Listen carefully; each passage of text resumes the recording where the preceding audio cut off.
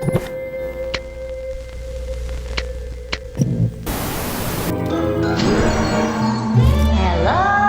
nurse. Uh-oh, this'll be fun. We just dropped in to discuss that little tape you made. You know what? Oh darn, I just remembered something. I rather enjoyed that. No! What am I doing here? That right there was the voice of one of the greatest voice actors in the history of cartoons, Rob Paulsen. His name is Robert Paulsen. His name is Robert Paulsen. His name is Robert Paulsen. Rob was nice enough to kill an hour with us and talk about his life and his work in Hollywood. So, pour a big bowl of your favorite sugary cereal and plop down on the couch with us as we reminisce about Saturday morning cartoons, Steven Spielberg, and the craft of voice acting with Rob Paulsen. It's World Geekly News.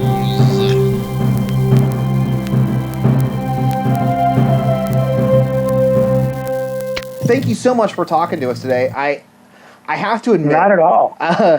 That when a bunch of us here at World Geekly News got a little bit giddy when I actually said that you agreed to talk to us, because we're all really big fans of your work. Thank you.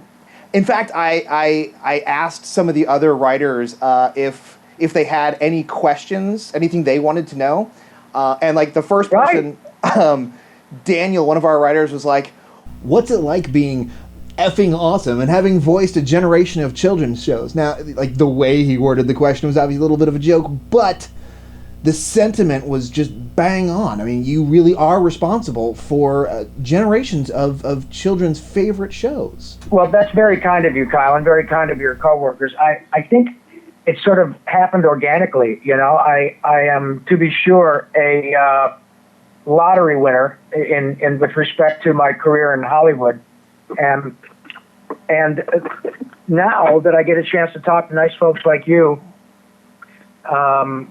who have really and grown up watching a lot of the stuff on which I've worked and my friends, and I've had more than my share of really well-known stuff. I mean, when in my context, a couple of Ninja Turtles with a 25-year gap in between, and the franchise is arguably as popular and bulletproof as it's ever been.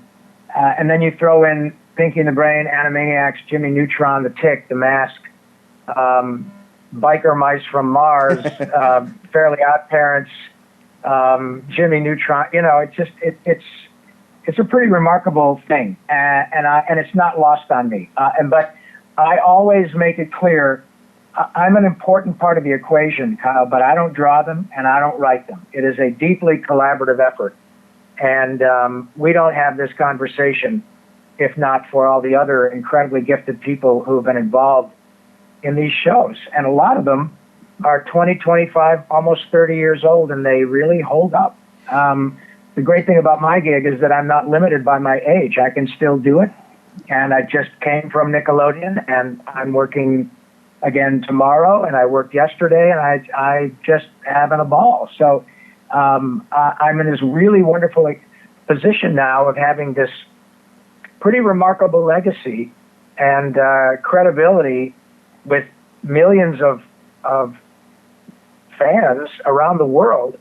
And all I got to do is say, "Narf," or "Hello, nurse," and people do what you're doing right now. It's just a natural thing that happens, and it's just a blast to be part of it. And I'm really grateful. Really profoundly grateful that you and your friends have paid attention. And once people find out who I am, all it does is make them smile. It's the coolest thing in the world. Yeah, actually, it's funny you mentioned that, because, you know, I think anyone who's born from like the mid to late 70s on has grown up hearing your voice in some aspect. Yeah. And that's probably true. Yeah, and the first time I saw you was, like, what you looked like was on a video of you and the cast of Animaniacs singing the theme song, and you looked like you were just having a ball. You looked like you were having so much fun. You were on it. You knew the words, everything.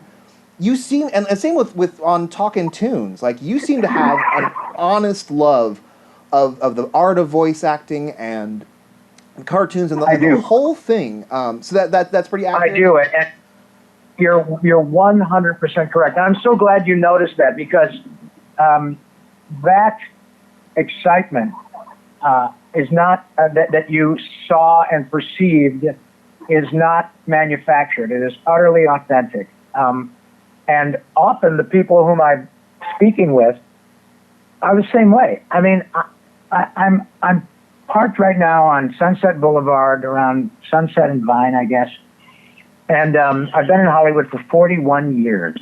Wow. And I was just texting a bit ago with a dear friend who's a wonderful talent, an actor named Seth Green, who is not only a terrific actor, and you probably remember him best as Dr. Evil's kid in Austin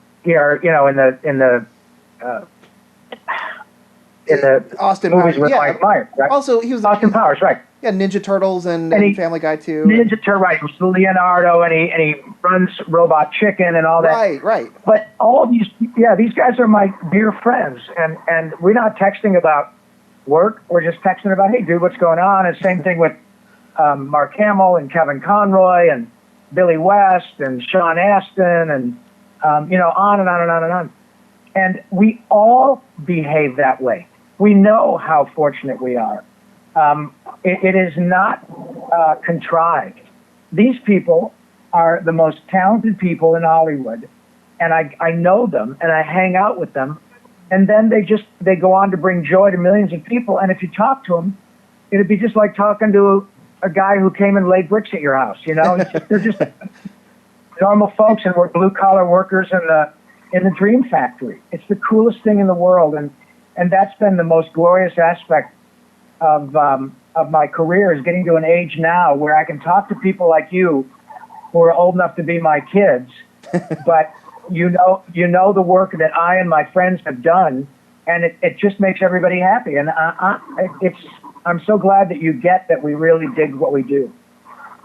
Awesome. Where did this kind of love of the craft come from? And how did that translate to you becoming a voice actor, or was it the other way around?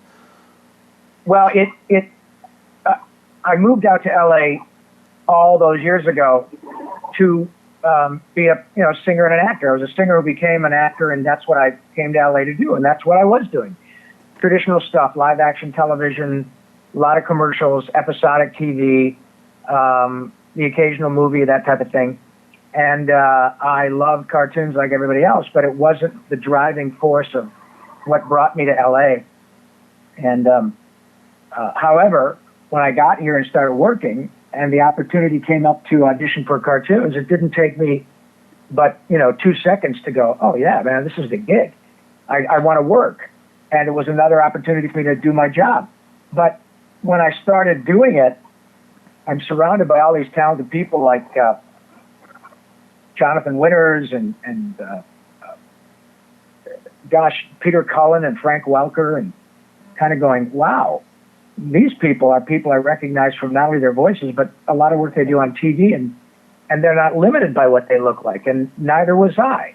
Huh. And so in those days, I was a 25, 30-year-old kid auditioning for things that would primarily be about how I looked, and that's the way it goes. Are you young enough to fit the suit? Do you look like you could be the boyfriend of the girl they've already cast? That type of thing.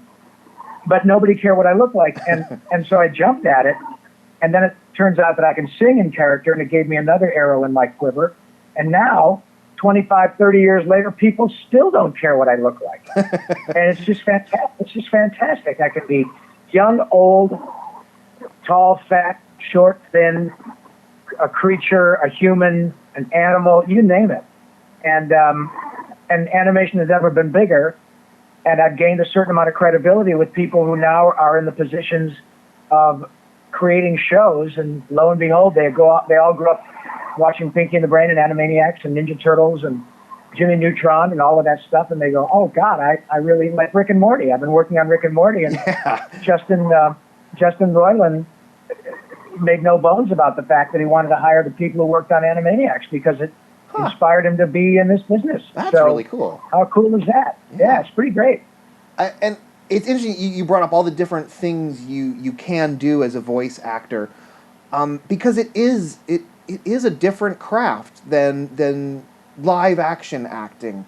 It's not just a funny voice. It's adding emotion and finding the right voice that fits how we perceive this character. How does that? Is that just intuition? Is there acting methods for this? What's kind of your thought process when you're coming up with a voice? It's a little bit of what you just snippets of what you just suggested.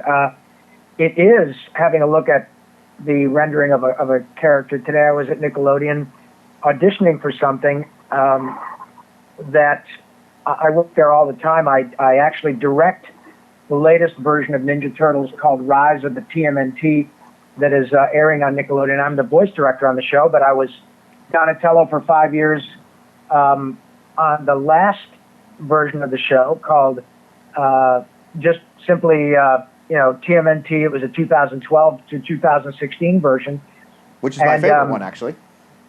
Yeah, it's really good, and it was made by people your age, because they get the ethos and the mythology better, arguably, than anyone but Kevin Eastman and Peter Laird. You know? Right. So I was auditioning today, and yeah, they show you a couple of pictures, and you have ideas about things, which is the same thing we do in creating a character in any other audition situation, whether it's on camera or not. You have ideas about what might work in the context of the script, and off you go. And so the only difference is that nobody cares what the actor looks like. They care what the actor brings to the soul of the character, and the visuals of the character are created by incredibly wonderfully gifted people who essentially act with their computer renderings or with their pencils, and then it's our job to mold it and make it fit seamlessly together. And in the context of Nickelodeon, I've had a couple of good opportunities like that. I did a character called Carl Weezer for Jimmy Neutron, Boy Genius, and I can't think of too many times when the art, that is the visual art, has meshed perfectly with the voice and the character. And Carl Weezer is a really cool example of how that works. It's pretty pretty gnarly. I dig it. I agree. Like Jimmy Neutron was a little after my time, but I've still seen bits and absolutely. I agree. It's a very, very good melding. Sure. So do you, like, in your own time, do you experiment with new voices? Do you try things like I'm just curious. I've never learned anything about this particular craft, so I'm very curious. Do you practice new voices? Are you working on anything? Do I? Oh yeah, I practice all the time. I totally do. The cool thing about my job is that, like stand-ups or anybody else, I'm always working on bits, and whether the bits are comedy bits or bits that incorporate new characters, I'm always working on stuff. And I'm sure that I look a little bit silly in my car driving around playing with new critters, but I do. And I do it for the same reasons at my age now that I did when I was 10 years old, because they make my soul happy. And when you come up with something that entertains yourself, chances are it'll entertain people whom you are friends with, or people who love you and want to hear what you got to say, and sometimes people who put up with you because they love you. And so you spring a couple things on them, and they go, "Oh my God, I like that." And so yeah, we're only limited by our creativity and the kindness of people who hire us, and that is not lost on me. So I don't need to be in a proper official, theater or audition circumstance, man. I can play with myself in quotes all day long, and it's the coolest gig in the world. So can I ask, would you be willing to share anything that you are currently playing with, or is that kind of something you like to keep to the side till it's No, ready of to... course. I am doing some really fun stuff with Warner Brothers at the moment, and I think that people out in the social media verse now have heard that Animaniacs and Pinky and the Brain with Mr. Spielberg are coming back for next year on Hulu, and Yes. the general question is, wow, are you and the other actors, that would be Tress MacNeille as Dot, Jess Harnell as Wacko, I'd play a character called Yakko, and another one called Dr. Scratch and Sniff, and of course I was Pinky, which spun off from that character. I'm a little tired this morning because I was working pretty long yesterday until the evening, but the question is, are you and Maurice coming back for Pinky and the Brain with those other actors for Yakko, Wacko, and Dot? And what I can say is, if I were in a Senate subcommittee hearing, I could say the following: I can neither confirm nor deny. Oh. But take for that what you will, and stay tuned, as it were, because there will be an official announcement. But all right. That's for all of the people who are fans of that show, and I was too. I've had the opportunity to go back and watch that show after years of it being out of production. And I got to tell you, Kyle, it's a really good show. Animaniacs is really good. The music is phenomenal. No, okay. And, sorry, go ahead. There's a lot of really, really cool, fun stuff coming for next year. And the reason I groaned, that was absolutely one of my questions. I really wanted to know, but if you can't say, you can't say. And no, you're absolutely, Animaniacs has held up incredibly well. My kids... Hasn't it? Have discovered it, which I love. Yeah. Because I get to watch it again. And actually, so I literally just told my kids yesterday that I was going to interview you. Right. And they were excited. They're like, wow, really? And like my 4-year-old I love daughter. That makes me so happy. Good. I did want to talk about Animaniacs a little bit because that show had so much going on, like so much variety. Yeah. You did impressions, you did multiple characters, lots of singing, and so it's kind of a good example of your body of work kind of compressed into one show. Yeah. Is it any different singing in character than singing normally, or is it different than singing and talking in character? I mean, that's a pretty cool skill, and you do it very well. Well, it is. Thank you. I appreciate that. I if I don't do it very well, there are a lot of people very generous with their money because I've been fooling them for a long time. But it is different than a traditional gig, as you can imagine. In fact, that's why for years, rank and file actors like myself in Hollywood have been hired to sing for other performers in movies and cartoons, and I and my coworkers are no different. The great thing about being able to sing in characters I can create is that it, continues to give me employment. And I think it also, if you can, it allows the character to be credible too. When you know the person doing the voice is also singing, it doesn't blow the magic. And that's Absolutely. not to say that, that's not to say that an actor doesn't do a great job voicing the character. But then when you find out that, Mel Gibson was the voice, but Jess Harnell did the singing, it's like, it doesn't, I don't think it destroys the enjoyment, but it definitely, I think, let's put it this way, while it might not blow it for the watcher, it enhances it, in my view, to know that one man or woman is doing both, singing and performing, acting for the character. I love that.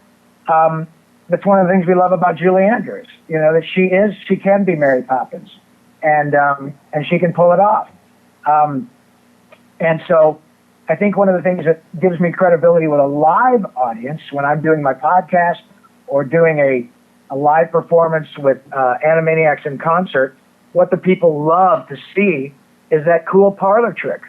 When they see this kind of nondescript, average-looking guy in front of them, and then I start going, United States, Canada, Mexico, Panama, Haiti, Jamaica, Peru.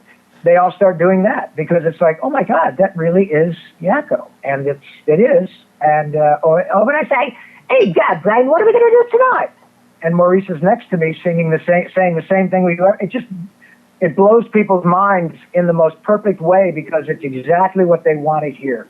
And it's the same thing that Mel Blanc did years ago when he would come on the Tonight Show. Yeah. And say, right. Yeah, what's up, Doc? It's like, wow, that really is the guy. And when we take it to the next level and we sing, it just adds to the credibility and the magic of it. And it is not a small thing. It really is a deeper embodiment of creating that soul for that character. I couldn't agree more, because I mean it's still impressive to go watch episodes of the Tonight Show and see Mel Blanc do those voices. It is, and the same thing. You're absolutely dead on. Like I can vividly remember the first time. I grew up watching Animaniacs, so like watching you guys sing those songs. You're right. It enhances the magic a whole lot. And you know what? And that word is not hyperbole, man. It is magical, and that's the coolest thing about this gig is that, again, I talk to younger folks like you and your children. So now we're talking about, with me and the creators, we're talking about 3 generations of people who are enchanted by that particular show, and we're not done yet. And the truth is, with a show like Ninja Turtles or Animaniacs or Pinky the Brain or SpongeBob or Mickey or Goofy or those shows and those characters are utterly timeless. The fact that it takes 2 or 3 people to replace Mel Blanc or maybe more doesn't lessen duck season, wabbit season, fire. It's that cartoon. Or kill the wabbit, kill the wabbit. That was Mel doing all the singing and doing Duck and Bugs and Daffy and Tweety and all of it. It doesn't lessen the impact and the magic of the old cartoons. It just shows with a new group of actors for obvious reasons, because you can't hire dead people. But it shows the power of those franchises and those characters that were created. This is the 70th anniversary of Bugs Bunny. Wow. Long before I was born even. And it's such a gas to be part of something that I got to be part of with a clean sheet of paper with respect to arguably 5 characters, with Turtles and Animaniacs and Pinky and the Brain and all that, Jimmy Neutron, that will be probably someday voiced by people after I'm dead. And that's fine. But I get to be the original, and Tress gets to be the original. Nancy Cartwright, Dan Castellaneta, Hank Azaria, they get to be the original on the longest-running television show in the history of the medium. How cool is that? I don't doubt that there will be a Simpsons 2040 or 2050, and there probably will be. You're probably right. And a Ninja Turtles 2040, 2050. But I'll be damned. I get to be the original Raphael, and that's not a small thing, and I'm really proud of it. And I think you should be. There is something I kind of wanted to talk about. You mentioned that it's a very collaborative process. And I'm going to agree with you up to a point as an audience member.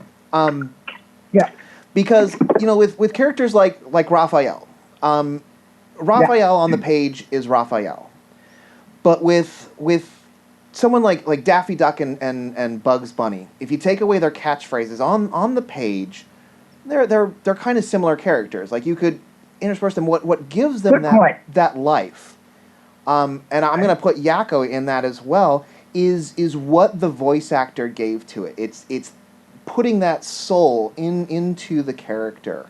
Thank you.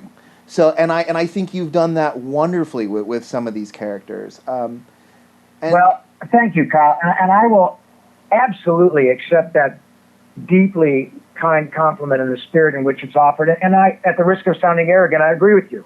Not necessarily about me, because whatever compliments and comparisons, et cetera, are made, that is really up for people like you and other folks to judge down the road when I'm checked out and I've gone to that great animation studio in the sky. However, there is no question that those characters don't live and breathe without a soul that is given to them, I think, via the voice. So to the extent that, get out everybody, or wow, dumber than advertised, or elicit that kind of response from millions of people around the world, then yeah, you're right. We got something. And when it works beautifully, and it is utterly timeless. And I think that I've had more of my share than, quote, when it works, unquote. And look, I'm good at my job, and it would be it'd be false modesty for me to say, oh, I'm not that good, because I am. But I'll be, Jesus Christ, I should be. I've been doing it for 35 years. If I'm not good at it by now, then I never will be. But my point is that I'm an integral part of it, to be sure. But man, I can't even draw stick figures, and I can't I can direct actors, but I can't direct animation. I don't know how to do that. So I'm grateful to be part of a legacy with some really gifted writers and really gifted animators and storyboard artists, and then they turn it over to me, and off we go. And then they start writing stuff to fit what Maurice LaMarche and I do, or what Frank Welker and I do, or what Michael Bell or Dave Coulier or you name it. Peter Cullen, all these people with whom I've had the chance to work, and my dear, dear friends.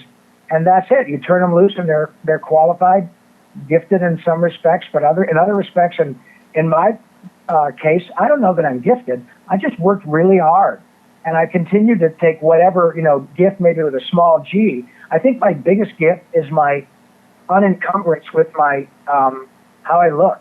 I am utterly able to be unself-conscious of the fact that I'm an average-looking Caucasian man from Flint, Michigan. I that's my gift.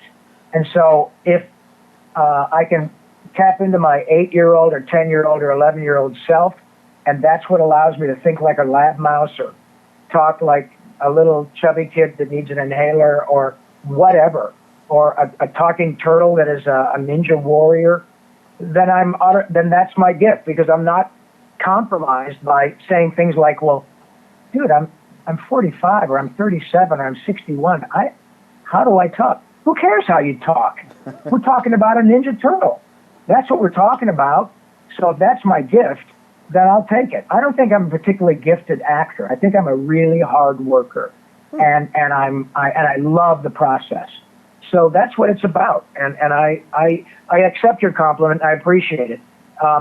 But with respect to how good I really am, that is, to me, kind of an unquantifiable thing for me, because it's impossible for me to be objective about my own work. I'm just not. Sure. Well, I can speak for that. I think you are a fantastic voice actor. So, and actually, as you said, you've been doing this for quite a while now. Yeah. Live action movies have gone under huge change with digital and green screen. I mean, some of the fundamental ways that they make movies is different from 20 years ago. Is that true of voice acting in cartoons at all? Is it pretty much the same as it has been? My process is the same. Having come from a live action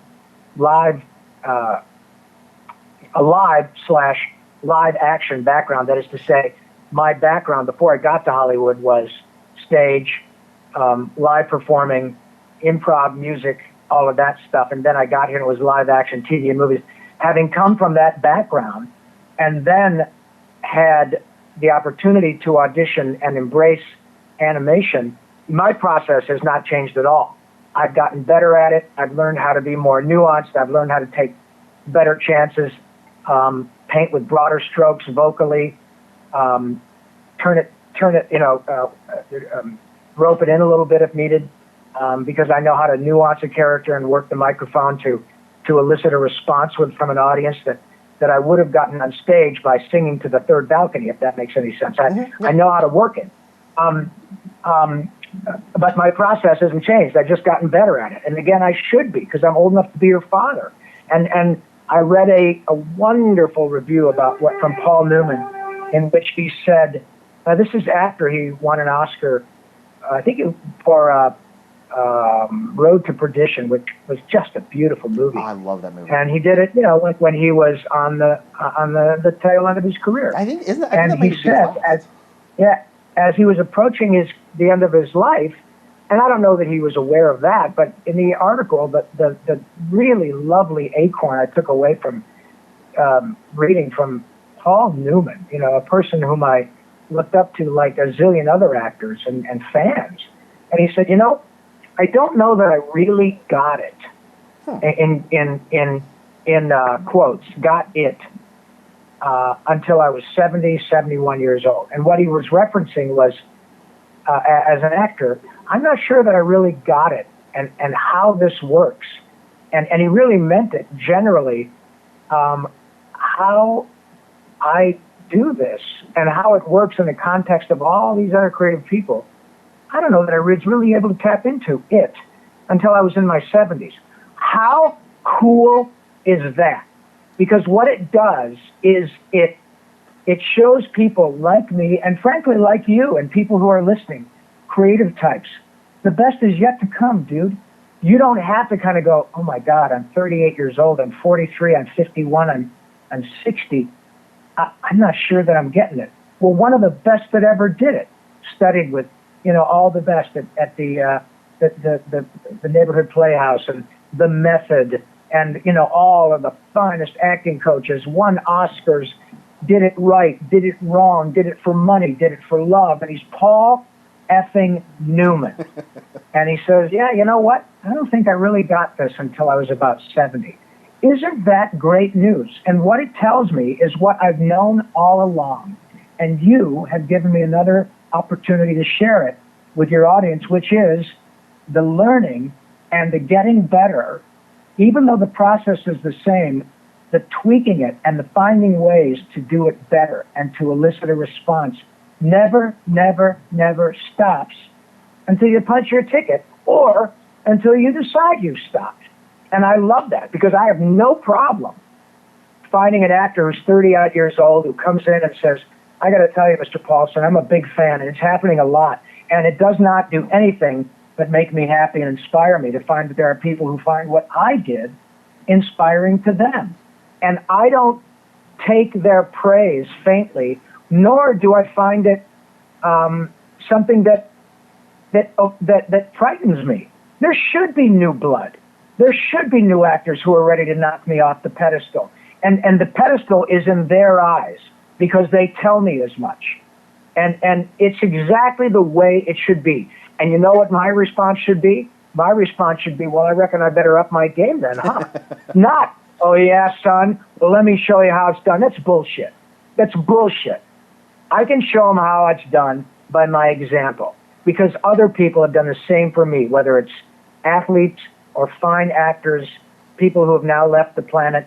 One just left this week. Russi Taylor was a dear friend of mine, the voice of Minnie Mouse for the last 30 years. Right. And the way she lived her life, and Mel Blanc lived her, and Jonathan Winters, and actors that have left the building. Robin Williams, I'm working with his daughter Zelda now all the time. Never a kinder, sweeter, gentle man. Certainly part of his genius was his madness, and arguably it's what, decided for him to say, I've had enough. Sure. But the way he went through his life, embracing his oddness, his art, his talent, and the way it reflects on others, coming into this game, it wasn't something that was off-putting. He would leave people with are you kidding me? I just hung out with Robin Williams. What a cool guy. And if I can meet a young actor that says, man, I just did a show with Rob Paulsen. This guy was somebody who blew my mind as a kid. It turns out he's not a bad guy either. That's exactly the way it should be. If my horn or your horn is worth tooting, then our behavior and our work will enable other people to toot it. It's not my job to do that. Well said. Thank you. Yeah. And you mentioned the newer people coming in. Yeah.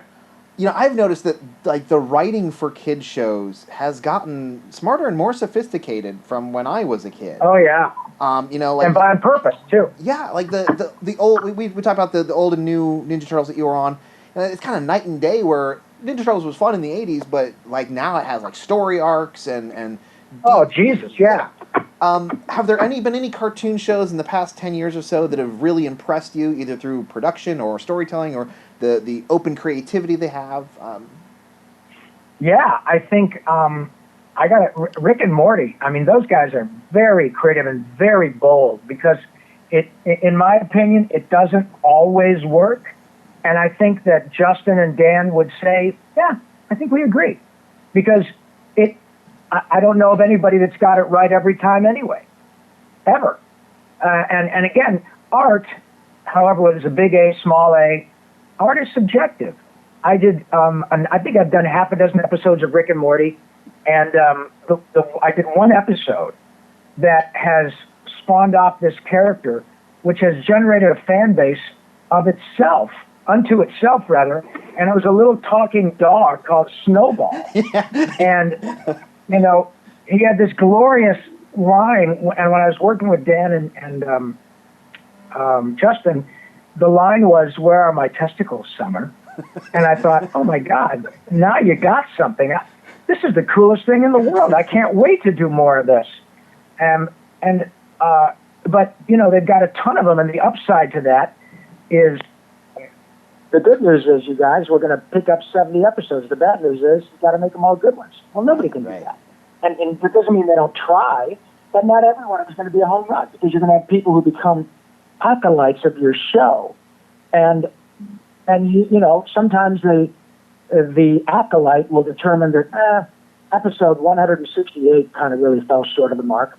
Well, don't think for a moment that Justin and Dan have taken $1 million of Cartoon Network's money or Adult Swim's money and just try to screw it up.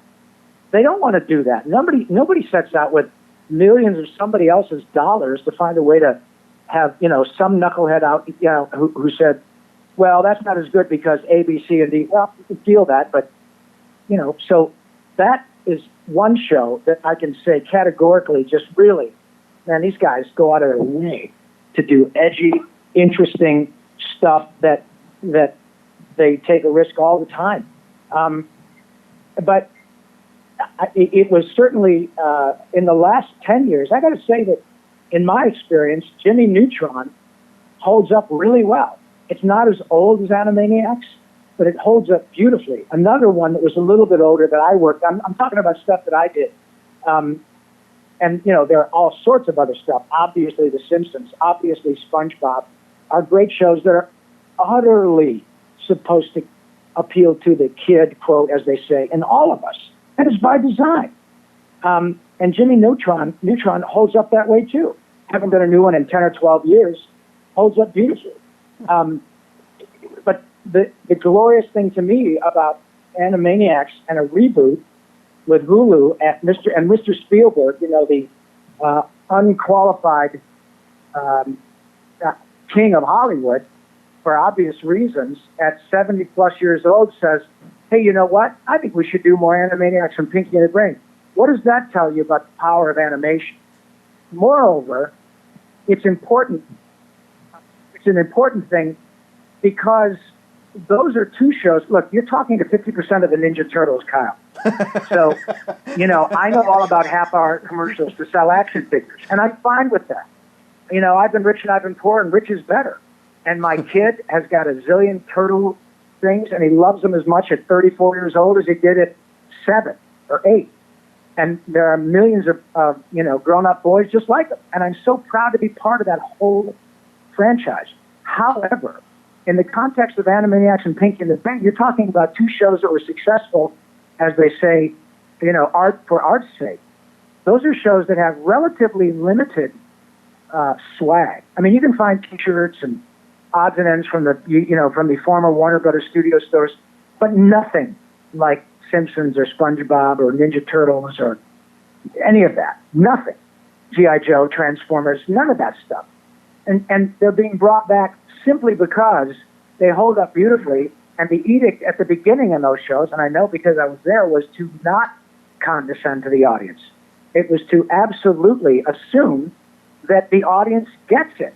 Whether they're 8 years old and they laugh at the fact that Yakko, Wacko, and Dot are dropping an anvil on Baloney, a.k.a. Barney, or, and then at 25 years old, they get the joke about fingerprints. And that was utterly by design. And the number of times that we would look at each other and say, there's no freaking way we're getting this past broadcast standards. Well, sometimes we did, sometimes we didn't. But the takeaway is that the fan base for Pinky and Brain and Animaniacs is exponentially much, much larger than it was when the show premiered in 1993, precisely because Steven and Tom Ruger and Gene McCurdy, who was at the head of Warner Brothers at that time, Animation, said, yeah, this is a kid's show, in quotes, because kids to them meant Bugs, Daffy, Tweety, Boris, Natasha, Rocky, Bullwinkle, shows that are still completely relevant and entertaining, even though the people who created all those have been dead for years. So it's not like it's a big secret how to do it. You know, the art and the talent and the edginess comes from the zeitgeist, comes from the way our culture is, all of that stuff. And they reflect all of that. And I know I'm getting a little bit existential, but that's what happens. We have a much more, in some ways, a much more flexible culture in terms of what's doable. In other ways, we're not. Like, I don't know if Yakko can still say, hello, nurse, without somebody saying, nah, I don't know, Yakko. That's suggestive. Well, of course it's suggestive. That's what the Marx Brothers did. But I'm not sure if this day and age we'll be able to do that. However, we'll find out, won't we? And ultimately, we're going to have thousands and thousands of people going, yeah, I know exactly what that guy's talking about. They may not know who I am, but most of them will. Sorry about that. No problem. The King of Hollywood said, shut up. You haven't shut up for an hour. But anyway, what I was going to say, just to close out that thought, was that it's important, you know, in the context of just Hollywood and culture and entertainment and all that, to look at these things, because the numbers of people who embrace these characters, I mean, to their souls, and they tell me how life was made so much better, that, you know, as a result of this, whether or not I'm involved in it, it's just way, way bigger than an action figure. It's a thing how people enjoy these shows well into their adulthood, and then share them with their kids and grandkids. Do you think we as the audience can expect that same level of forward thinking with the new Animaniacs? I know you can't say too much, but is that? Yes, in fact, I would say that, and I don't know that much about it, but I could say that because it's Mr. Spielberg again, and it may sound silly, but don't bet against Steven, because he gets it. In fact, if you watch the 2 years ago on HBO, it's a 2-hour, you know, it's wonderful. Stephen talking about his work. And my God, you know, that alone, come on, it's Steven Spielberg. But in the middle of it, there's about a 5-minute dunk. Yeah. And I called Maurice LaMarche, who's the brain. I said, dude, Steven's talking about Pinky and the Brain. And, you know, at the same time he's talking about Schindler's List and E.T. Are you kidding me?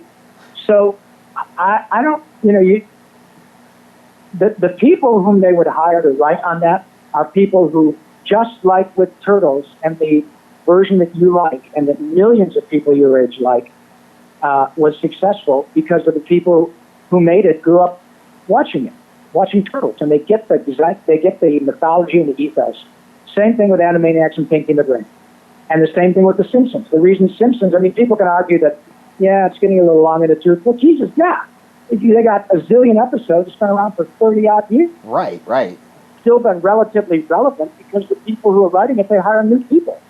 Because there are lots of new people who come along who are Harvard grads and Yale grads, and they're smart about how they write the shows, you know? Yeah. So I think that that the fact that it would be Animaniacs or Pinky and the Brain is just, it just happens to be a different show. Yeah, they're going to have very smart people, because there were very smart people who showed up in Hollywood 25 years ago to write that stuff. And get surprised, there are still smart people showing up to Hollywood 25 years later. Speaking of Pinky and the Brain, Brain is kind of clearly inspired by Orson Welles. Were you aware of what Maurice was doing with his voice when you approached Pinky? Because it's this really great dynamic. Was I aware that Maurice was going to do that? Huh? Did you say, was I aware that Mo was going to do that? Yeah, like, because it's this really cool dynamic. Like, did you know what he was doing when you were doing your voice? Did you guys work on it together? Or where did the inspiration for Pinky come? How did that come together? What I knew that Maurice was auditioning for it, and I knew that he was probably going to pull that Orson Welles thing out because he's just so good at it. He really is. And I honestly didn't know that he would book it, but I found out pretty quick. I remember years ago that Mo was the guy, and that once he came in and read for the Brain, they pretty much said, you know, that's the rest. We don't even need to see anybody else.